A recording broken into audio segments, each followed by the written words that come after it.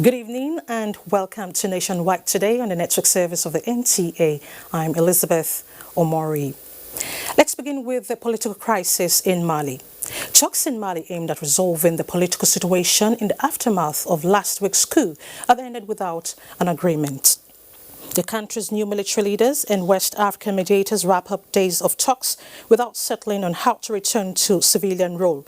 The leader of ECOWAS delegation, former Nigerian President Goodluck Jonathan, said President Ibrahim Keita has indicated that he has resigned and that he was not forced to do so and does not want to go back to power.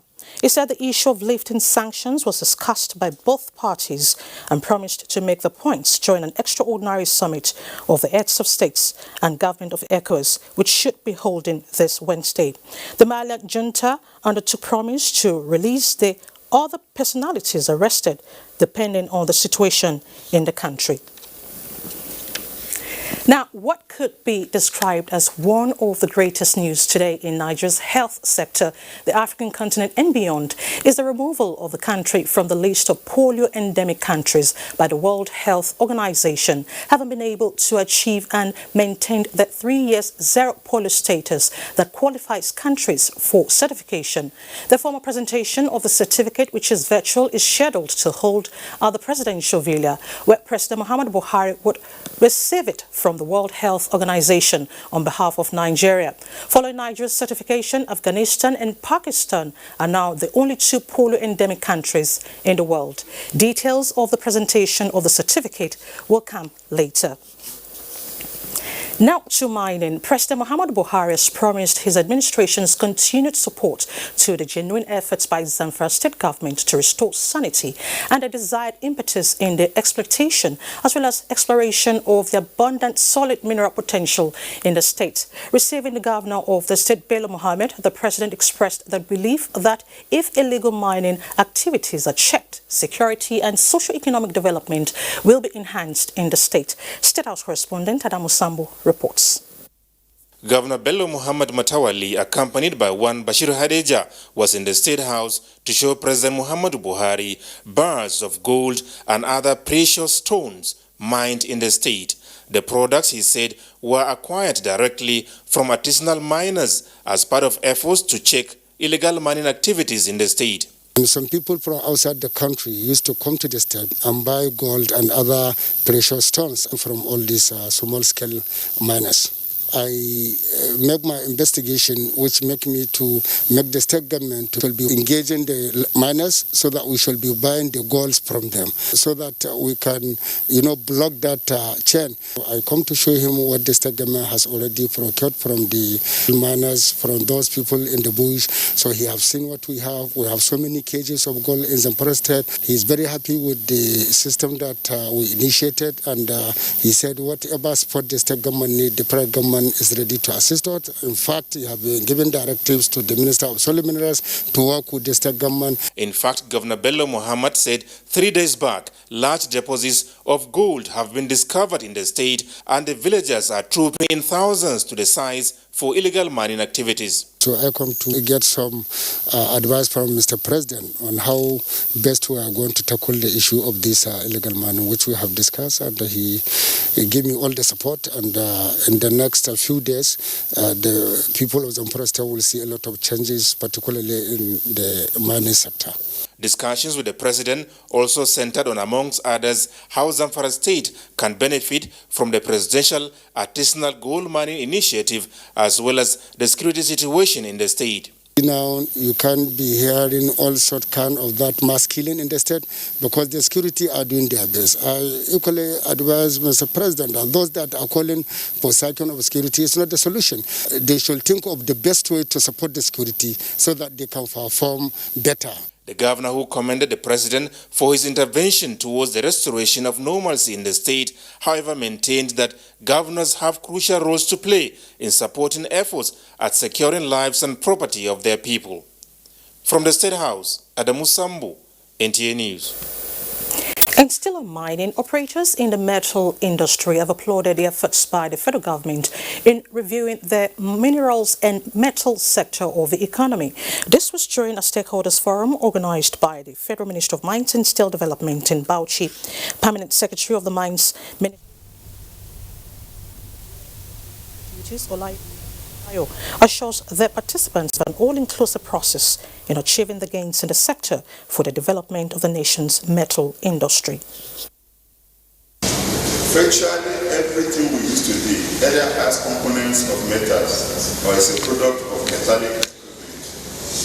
In realizing the importance, the federal government under President Muhammad Buhari is poised more than ever to create an enabling environment for operators and all other metal fits in the sector towards generating employment, creating wealth and reducing poverty. Towards the realization of their core objective, the Ministry of Mines and Steel Development articulated some strategies and activities for the development of the metallurgical sector with a view to take it to where it should be. Meanwhile, a 3-day capacity building workshop for technical working groups for National Development Plan is on in Abuja with the aim of facilitating the achievements of the medium-term National Development Plan 2021 to 2025 and the National Agenda 2050.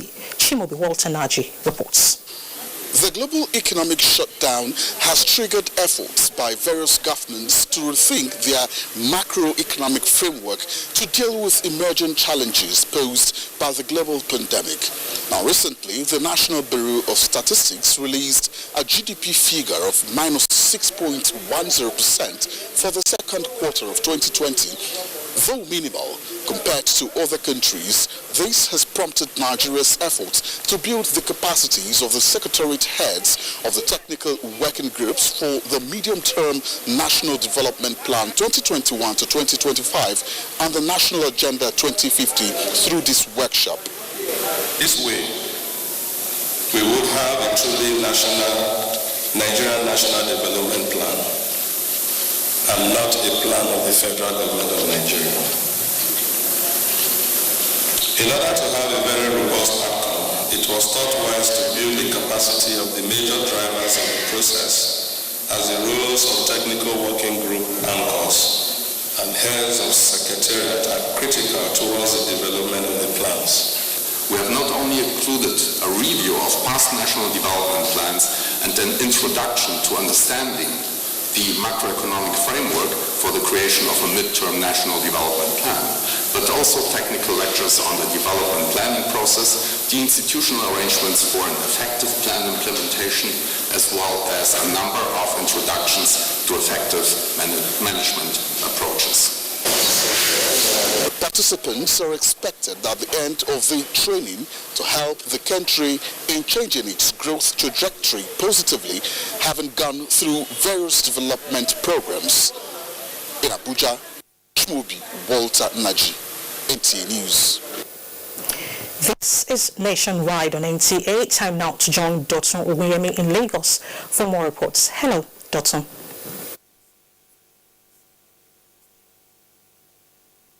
Thank you, Elizabeth.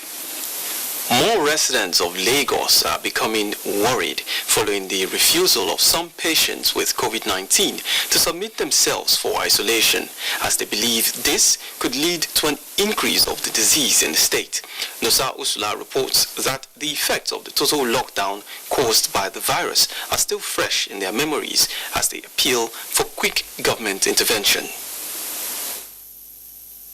Several reports from across the country reveal how patients with COVID-19 avoid submitting themselves for treatment at designated isolation centers and in some extreme cases break out from the centers after being admitted. People are like really scared. They are thinking maybe the isolation centers are not real, and then something going around saying that this coronavirus thing is not real. So some people feel they don't have it. Some people actually have to go out daily to hustle for their means of livelihood, so they won't want to stay at home for a whole 14 days. They prefer to go outside and look for what to do. Lagos remains the epicenter of COVID-19 with about 16,000 confirmed cases of the disease. Lagos State Commissioner for Health, Professor Akin Abayomi, who revealed at a press briefing in July that over 2,000 patients who tested positive for COVID-19 in the state have not turned up for admission at the isolation centers, stated that government had adopted home-based management of asymptomatic and mild COVID-19 cases. Chief Medical Director, Lagos University Teaching Hospital, Professor Chris Body, while sharing his experience with patients who had refused isolation and treatment at their facility, explained that patients with COVID-19 who are on the run and fail to submit themselves for isolation or do not properly isolate themselves when placed on home-based isolation are capable of truncating government's efforts to contain the spread of the deadly virus. What we have done at the Lagos University Teaching Hospital, and which Lagos State has done very well too, has been to set up what we call an emotional and psychosocial support group. This is a group of psychiatrists, psychologists, and people who work in that area, so that our doctors, our nurses, our psychologists, our psychiatrists call such patients who are being violent or who are being rejecting or resenting the very process of isolation, and they counsel them, and you should see the result. It's marvelous. Patients with COVID-19 were advised to desist from such acts, as the country would record more transmission of the COVID-19 infection if more people continue to flee from being admitted or do not properly self-isolate when placed on home-based isolation. In Lagos, Nosa, Osula, NTA News. Poetry is an aspect of literature with its potential still waiting to be harnessed. In this report, Hingenujan Adams takes a look at how Nigerian students are encouraged to embrace poetry at the 5th edition of its Nigerian Students Poetry Prize by the Poets in Nigeria initiative. Our home is a heaven where we sit at the foot of the Iroko, lost in the rapture of tales dripping from grandmother's lips, where we walk on red earth, counting the footprints of our brothers. A genre of literature that uses aesthetic and rhythmic qualities of language indeed. Nasiba Babale is a medical laboratory scientist. Apart from her passion for saving lives through finding solutions for health problems, she has created a niche for herself in poetry for 10 years. The poetry landscape has enough space for potential William Shakespeare's, Chinua Achebe's, and Jack Mapanje's to display their creativity. That is why the Poets in Nigeria initiative is encouraging students to embrace poetry. With creativity, you'll be intellectually sound. You'll do a lot when you are creatively grounded. And I've always believed that in whatever we are doing, it's good to start from the scratch. So starting with students is like starting from the base. It has actually helped me to be a voice for people. I've written poems that speak on social issues and the like. When I'm under pressure but I have some spare time, it always gives me some sense of relief. I think it's the core of our soul as Africans. So divorcing yourself from poetry would mean that you're divorcing yourself from who you really are. It brings out some abstract things which cannot really relate to living for. We should encourage people who have the talent, nurture them and promote them so that they could actually be more interested in participating in poetry-related activities. Winners are motivated, organizers are hopeful that poetry is becoming more attractive and profitable to creative Nigerians. In Lagos, Hingino John Adams, NTA News. Let's take the first break on Nationwide. More reports to come. NTA TV College Trust, an affiliate of Ahmadu Bello University Zaria, is currently admitting students for its ordinary diploma programs in television journalism, television production, and television engineering. Interested candidates are advised to obtain relevant information concerning eligibility at our website at www.ntatvc.edu.ng or marketing department of any NTA station nationwide. For further information, contact Assistant Director, Marketing, NTA TV College Jos on 0803-314-4383 or the academic office of the college on 0806-980-9807. Announcer, Registrar. You can follow us on all our social media platforms: Facebook at NTA Network News, Instagram at NTA Network, Twitter at NTA News Now, YouTube at NTA News Online, or visit www.nta.ng. For live streaming, visit www.nta.ng/live. Now, you can stay updated on the go, be it on your TV, iPhone, laptop, or iPad, or download the NTA mobile application from your Play Store or App Store.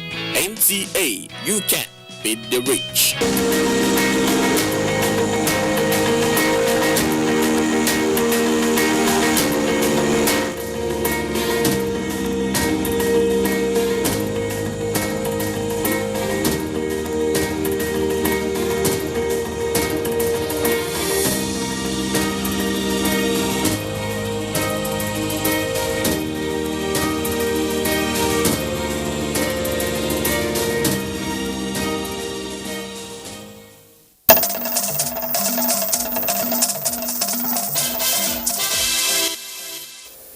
Thanks for staying with the NTA. The federal government says it will pursue a full private sector-driven digital switchover as there will be no subsidies for set-top boxes or for signal carriage. Information and Culture Minister Lai Mohammed disclosed this at a meeting with stakeholders in the DSO process in Abuja. Anthony Forson reports. The enthusiasm that trailed the launch of the digital switchover in Jos, the Plateau State capital, in 2016, then Abuja, followed by Kwara, Kaduna, Enugu and Osogbo, left no one in doubt that the project was on course. In Abuja, as of today, on the analog platform, you have NTA Abuja, you have ITV, you have STV, you have Channels TV, you have AIT. However, following the stalling of the launch in other states, the availability of free TV brand under which the DSO is being delivered across the country gives hope that a lot can still be achieved.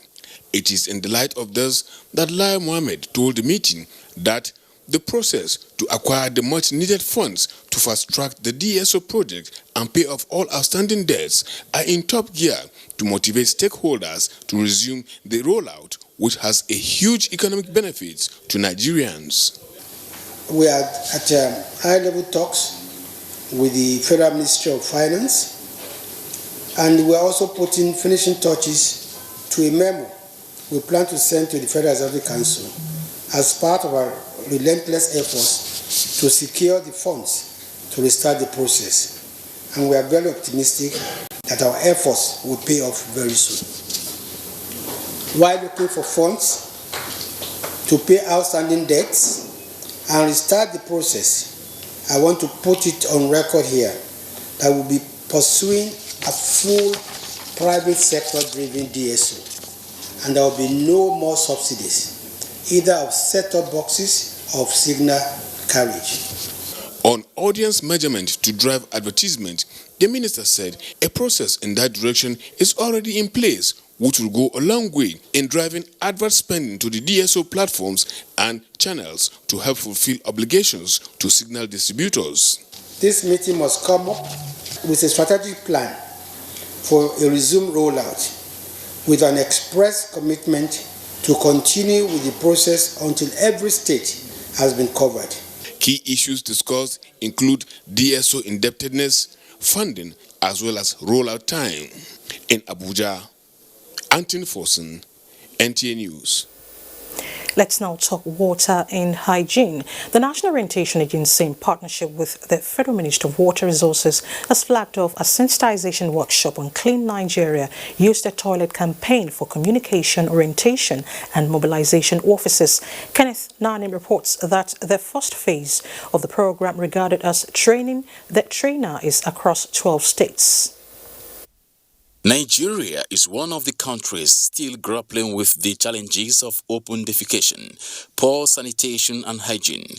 As a result, outbreak of diseases like diarrhea, cholera, typhoid and child mortality are on the increase. with the executive order signed by President Muhammadu Buhari in 2019, which gave birth to Clean Nigeria campaign. The country is expected to end open defecation, poor sanitation, inequitable access to potable water, amongst other issues, by 2025, in line with the United Nations Sustainable Development Goal 6. To achieve the set goals, the National Orientation Agency, in collaboration with the Ministry of Water Resources, are reaching out to citizens on the need to do away with open defecation, use the toilets, and practice personal hygiene. It's a transformational and behavior change campaign which seeks to mobilize high-level political support, resources, and the entire populace towards building a new culture of safe sanitation. This will require the contribution and commitment of everyone. We will work with you in line with the Charter of President Buhari to ensure that all public places, including schools, hotels, fuel stations, places of worship, marketplaces, hospitals, and other offices have accessible toilets and latrines within their premises. The Universal Public Health Campaign is also expected to flatten the curve and put the country on the free open defecation global statistics. Kenneth Nanim, NTA News. Now, the fact that education remains the bedrock of development means teachers are very relevant in the scheme of things, and the federal government says it will continue to improve the standards through training and retraining. Minister of Education Adam Adam reiterated this when he visited the Teachers Registration Council of Nigeria in Abuja. Olayinka Ojo reports.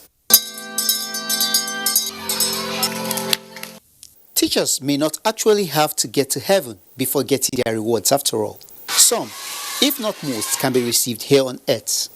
And that is the news this occasion is hinting at. Whatever is coming to teachers is coming very soon, and it will have his signature. This visit to the Teachers Registration Council by the Minister of Education is the first since 2016. And the message is to remind all unqualified teachers to register with the council or risk losing their jobs as schools prepare to resume. However, with the partial ease of the lockdown, schools have partially resumed, and a lot is expected of teachers in ensuring the safety of our children and in recovering lost periods of study. The Teachers Registration Council of Nigeria has from 2016 to date said to have remitted more than 1 billion naira as 25% of internally generated revenue, in addition to monitoring professional standards of the profession in the country. Teachers in public school have largely done that. We have about 83% compliance with teachers in public school, whereas we have a bit of challenge with our teachers in private schools, and that is why we are focusing more on private schools now. A block of offices was inaugurated by the minister during the visit. Olayinka Ojo, NTA News.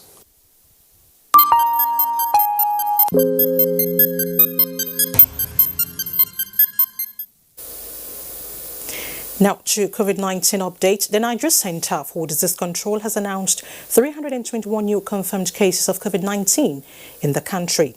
The breakdown of the new cases cutting across 24 states shows that Lagos has 98, FCT 34, Kaduna 30, Nasarawa 25, Benue 21, Plateau 17, Rivers 15, Adamawa and Ogun states 11 each, Enugu 9, Edo 8, while Delta and Ekiti states have 7 each.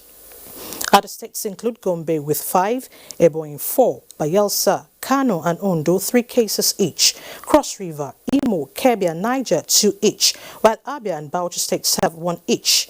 So far, Nigeria has 52,548 confirmed cases of COVID-19, with 39,257 treated and discharged, and 1,004 patients died of the virus. And it's time to join Felicia in our studio in Jos for more reports. Hello, Felicia. Hello, Elizabeth. Welcome to Jos. The Operation Safe Haven in Plateau State has handed over one of the 6 inmates that escaped from the High Court custody in Barkin-Ladi to Nigerian Correctional Service Plateau State Command. Ekemeren Kaneng Ladoja was there. Barely 1 month since the escape of 6 inmates from the High Court in Barkin-Ladi on the 23rd of July this year, the manhunt launched by the Operation Safe Haven led to the rearrest of a second inmate, 19-year-old Adam Yusuf. Yusuf was discovered in an abandoned house in Bisichi village of Barkin-Ladi local government area on the 18th of August this year by officers of the Operation Safe Haven. For the Operation Safe Haven, this serves as an encouragement to ensure the rearrest of the remaining 4 inmates who are at large. We are hereby officially hand over to you for further necessary action.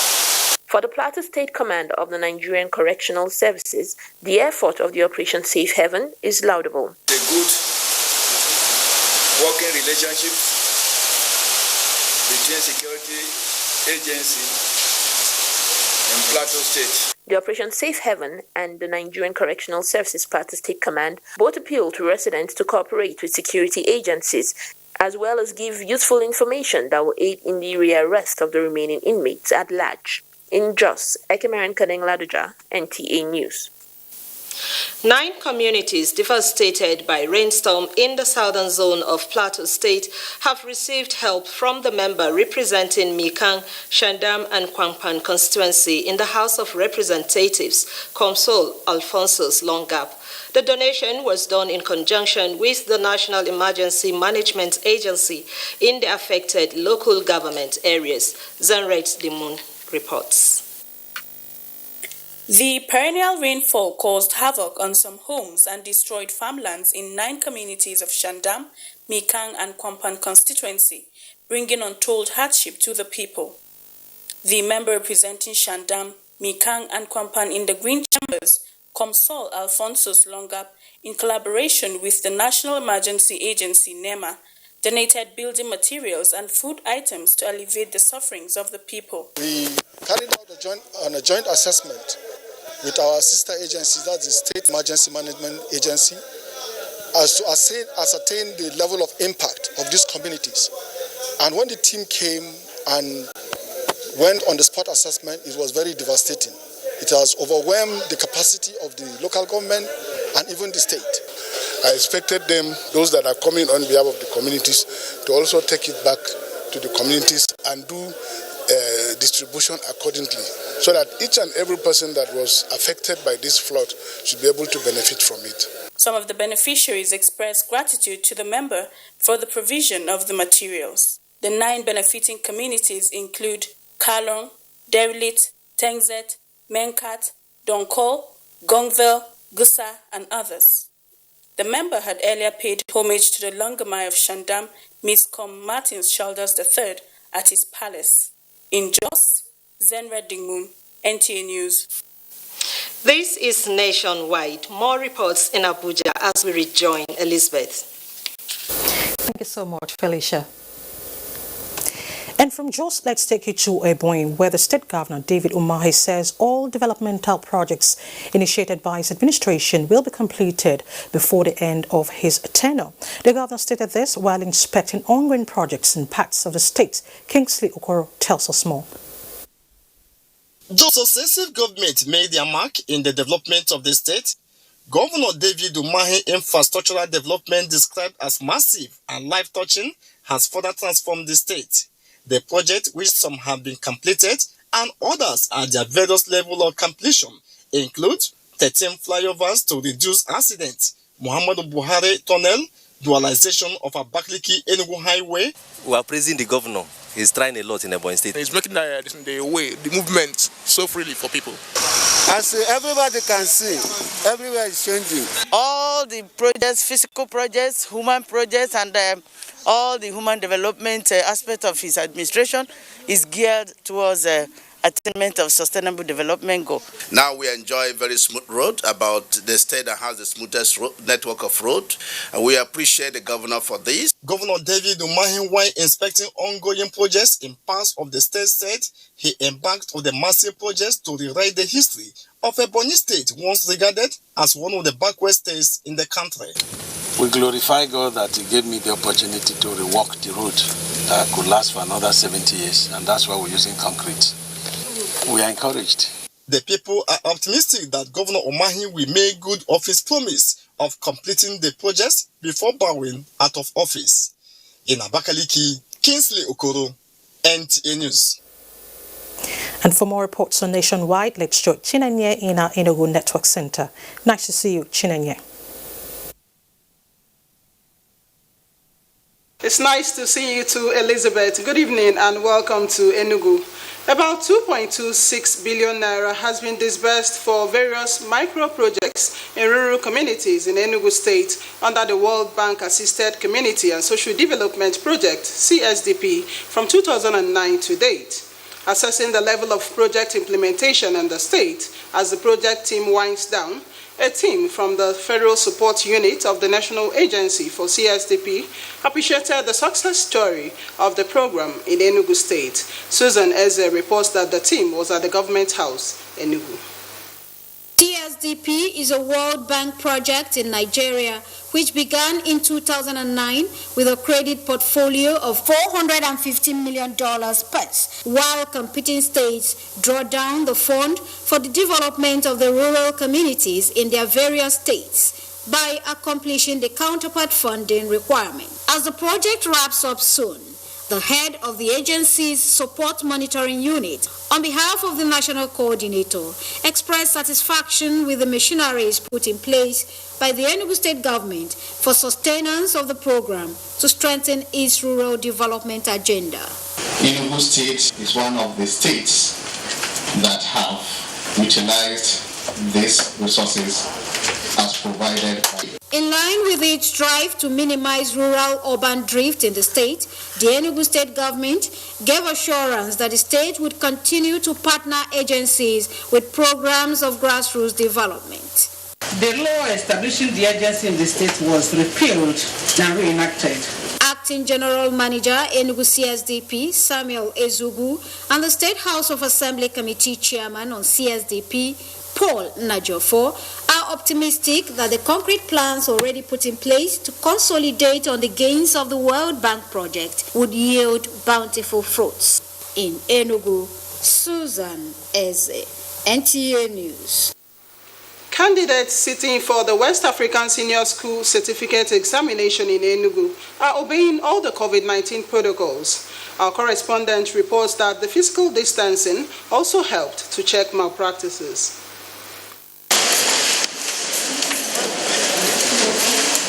These students are taking biology in the ongoing WAEC examinations.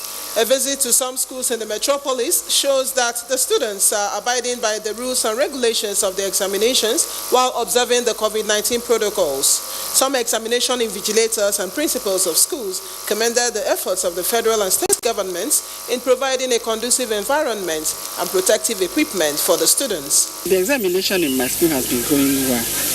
We have no problem. The school is maintaining the conditions set by the NCDs. As you can see, we have our sanitizer, our wash and buckets. The students, they even have their individual sanitizers. We try our best to see that we comply to NCDC regulations. As you can see, the students are well spaced and they are putting on their face masks. They noted that the COVID-19 protocols, such as the physical distancing and spacing out in classes, has helped in checking exam malpractice amongst students. The West African examinations is usually held between May and June every year, but this year's examination started in August 17th due to the coronavirus pandemic. And that is it from Enugu. Elizabeth is back to you in Abuja for more on Nationwide. Thank you so much, Chinenye. Now to the judiciary. The Supreme Court has fixed 31st of August to deliver judgment in the appeal brought before it by the governorship candidates of the People's Democratic Party, Musa Wada, and his party, PDP, challenging the re-election of Governor Yahaya Bello of the All Progressives Congress, APC, in the November 16th 2019 governorship election in the state. Judiciary correspondent Vera Chumba, who was at the Supreme Court, now reports.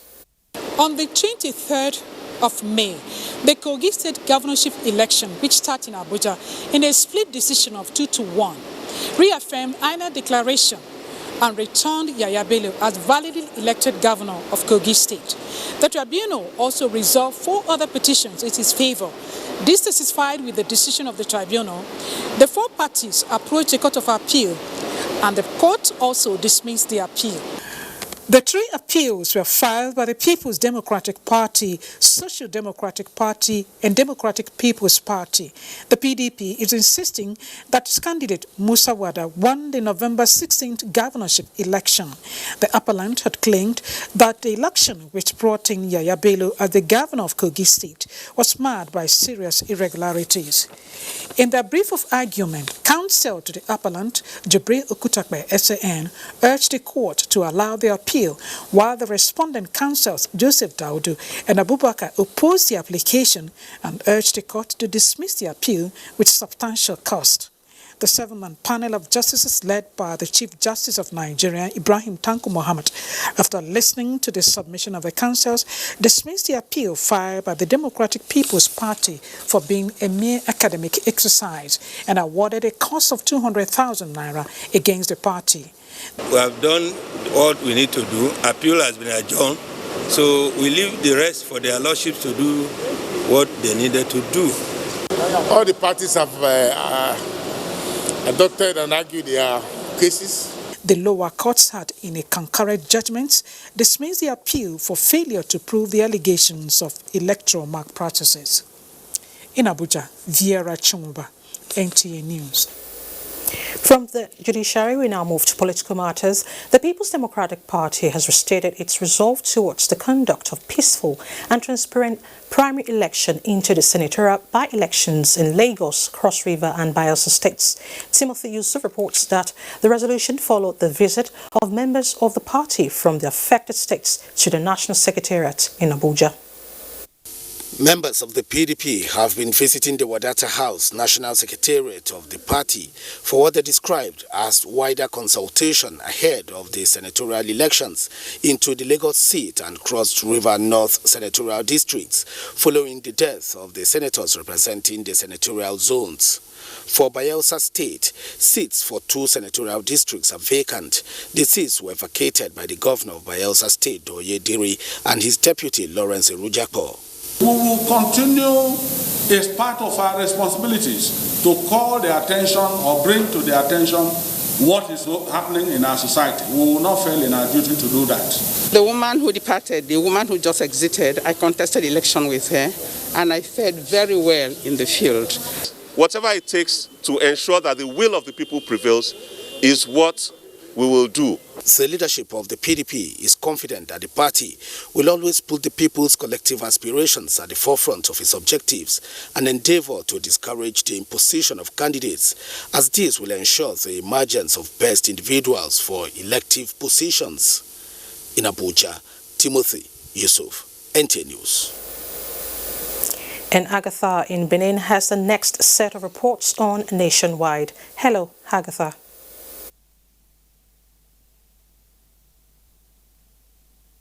Elizabeth, a warm welcome to Benin.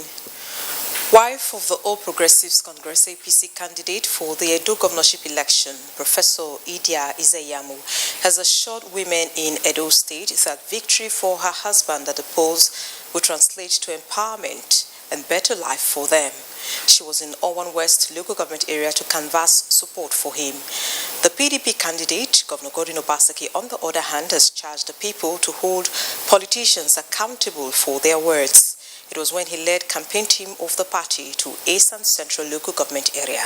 Edeago reports that while social distancing guideline was not observed at the rallies, party leaders and only a few supporters had the face mask on. Women from Owan West, Owan East, and Akoko Edo converged on Uzeba in Owan West to receive wife of the APC candidate, Professor Idia Ize-Iyamu, accompanied by wife of the running mate, Hajia Nana Audu. I stand here as woman. All of us be women. I stand here as doctor. I want to tell you that say the hospitals we go change them. We go begin to make sure our children, the ones where they born newly and the ones up to 5 years, they not go pay food for treatment. The women of Edo North will be empowered, mentor them, train them on different skills. Professor Ize-Iyamu and an entourage visited the APC leader in Owan East, Alhaji Abdul Ganiu Lawani, to seek more support. Meanwhile, the campaign train of the PDP was in Irwa, Uwesan, Ibore, Ewu and Ugbekun in Esan Central, where the party's candidate gave reasons why he should be re-elected. But without road, we can go feed do farm. That is why this is our government. We say we go do road for now. We not fit do all the road at the same time because the money not there. But if we dey do small, after some years, we go down do all the road when they. Not be so. He was also at the palace of the Ogirwa of Irwa, Okaigesan of Esanland, as well as that of the Inoji of Ewu for blessings. In Benin, Ede Ago, NTA News. In the meantime, the state chapter of the Christian Association of Nigeria, CAN, is calling for political campaigns devoid of violence, acrimony, and hate speech. It is, in addition, suing for free, fair, peaceful, and credible governorship election in Edo State next month. These are parts of resolution of the association at the end of a crucial meeting on the governorship election.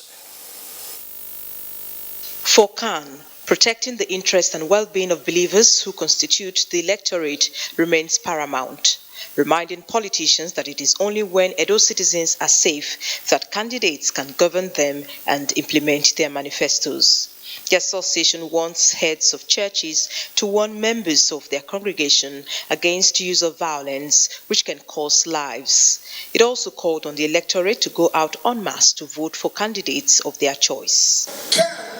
Condemns all actions, reactions, and threats to the safety of the people. Can't believe that political campaigns should provide a veritable and enabling opportunity for candidates to market their manifestos to their electorates. This is a crucial moment in determining the destiny of our state, Edo State, bearing in mind the very future of this state, the future of our children. Khan appreciated the Benin monarch and other traditional rulers in the state for their support in ensuring that Edo citizens are cautioned against use of violence in the coming election.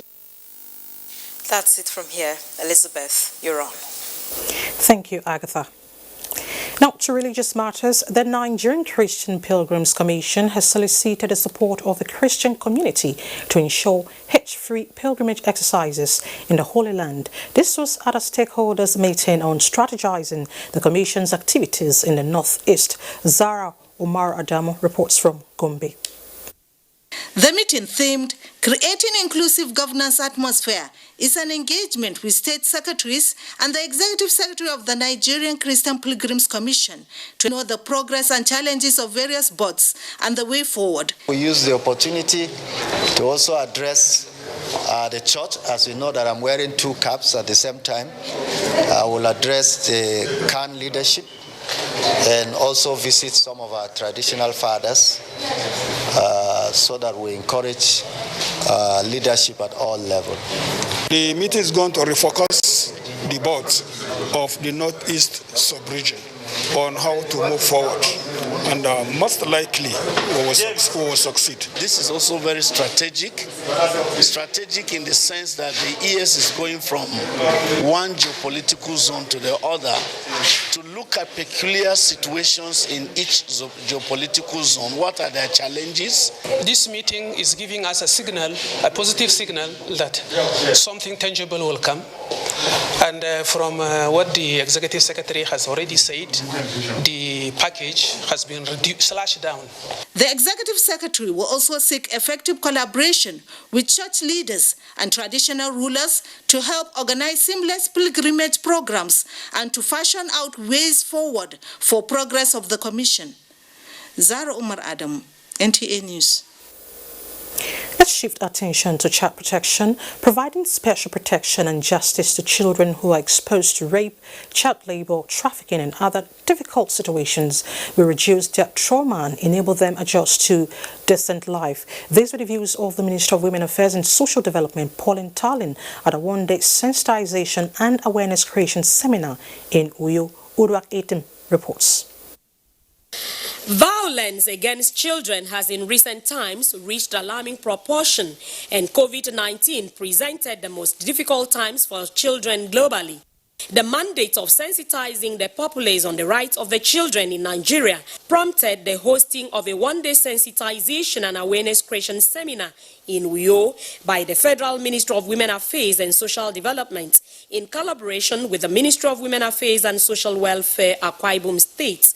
The seminar has accorded us a lot of lessons that we're going to apply in our own duties to safeguard the rights of the children.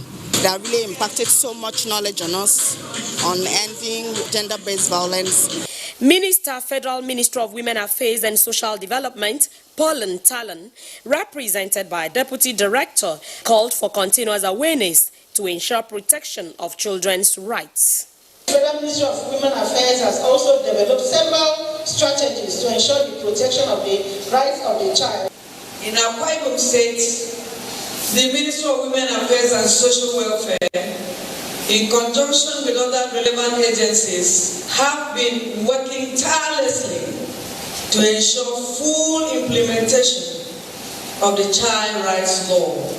Papers were presented on different topics, including understanding of the Child's Rights Act, among others. Uduak Etam, NTA News.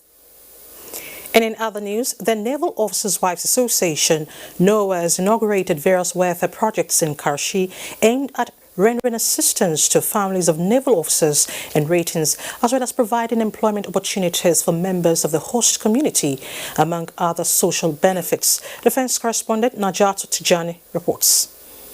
An empty school compound and zero class activities. The site which greets our media crew on arriving the NOAA Educational Center in Karshi, Nasarawa State. A result of the impact of COVID-19 on education and other key sectors of the country. Undeterred by the rain and optimistic about the future, NOAA proceeds to inaugurate a few projects expected to promote social integration, support families of naval and the host community, and provide employment among other social benefits.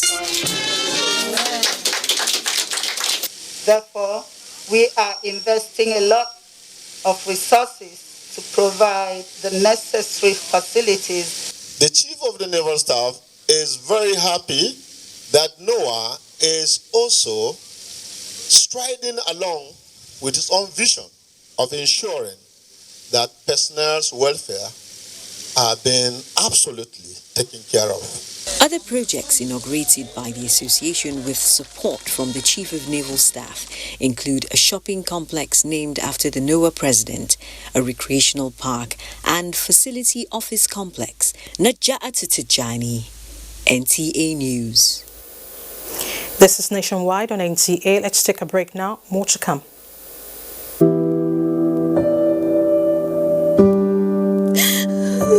She cries. She cries in anguish and in pain. She bears the scourge of her grief. She toils in vain for justice and succumbs to silence. He gloats over his malady. Like a beast, he pounces with no remorse. Her cry means nothing. Her pain feeds her shame. Like an orphan, she's left to grieve in solitude. But no more will she cry in vain. Her adversaries will henceforth bear the brunt of their cruelty. Rape is evil. Rape is a plague, a pandemic of monumental consequences. We must unite and kick it out of our society. Connect with NTA and stand against rape and rapists. This message is brought to you by the Nigerian Television Authority, NTA. ICPC and NTA say you can help Nigeria to flatten the curve on COVID-19, just as you can help flatten the curve on corruption. Follow transparency, accountability, and integrity just as you follow health guidelines. Stay home with integrity and maintain your distance from corruption, just as you stay away from COVID-19 by maintaining social distance.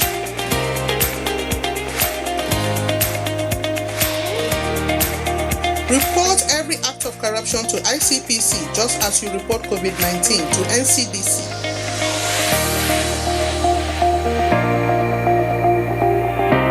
Stay away from corruption, stay safe from COVID-19.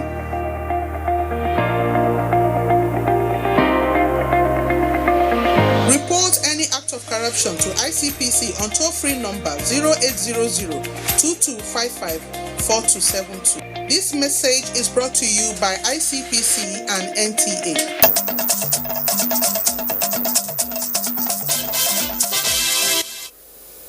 Thanks for staying with the NTA. Leaders of unions and associations have been urged to return their organizations to the core values on which they were founded.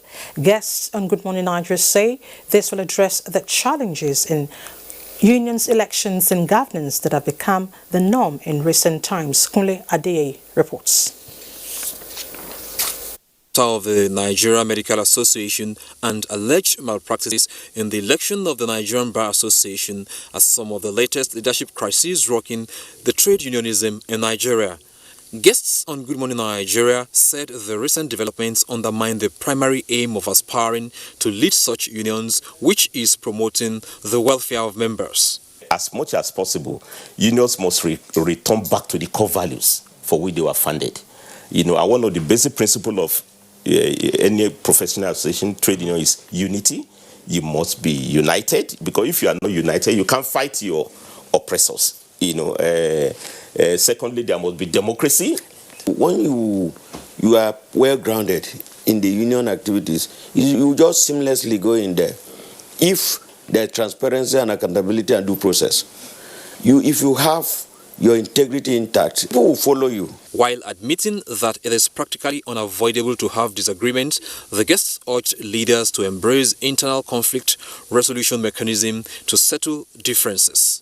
And for any member of a professional body or association that is willing to serve the people, that wish to personify the objectives and the core values of the association, then violence is not your calling, because you are offering yourself to serve. Not run a one-man show. We don't hide information. We're very transparent and very accountable. We make everything known to every member, to the extent of producing a copy, possibly before the meetings, before every meeting of the organ holds. They unanimously agreed that respect for unions' constitution, inclusive governance, political education, and holding leaders accountable are the antidotes to addressing challenges in unions, elections, and governance. In Abuja, Kunle Adeye, NTA News. Talking sports, fans clamour for a return of live TV football matches in Nigeria. Tamara Ibiri brings us more on sports updates.